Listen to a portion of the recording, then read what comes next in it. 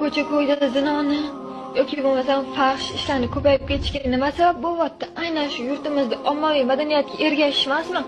Yoshlarga bir nazar solaylik, ko'chaga qarab, yarim yog'och kiyingan begona bolalar bilan qizlar qo'l ushlashib ko'chada etib bo'lmaydigan darajada uyat ishlarni qilib yurgan yoshlarga nima deyish mumkin? Hijob taqillagandan ko'ra, undan ko'ra ana o'sha yoshlarni qilsa bo'lmaydimi? Bu juda achinarli holat-ku. Balog'at yoshiga yetmaganlarning o'rtasida homilaning paydo bo'lishi, zinoning paydo bo'lishi, nikohsiz farzandlar dunyoga kelishi, bu nimaning oqibatida? Diniy bilimning yo'qligi oqibatida. Agar farzand yosh bola yoshlikdan Robbisining kimligini tanisa, din nima, farz nima, sunnat nima, buni bilsa, u gunohdan qaysidir ma'noda aytganda parhez qiladi, o'zini saqlaydi. U ertaga o'limdan keyin qayta tirilishni biladi.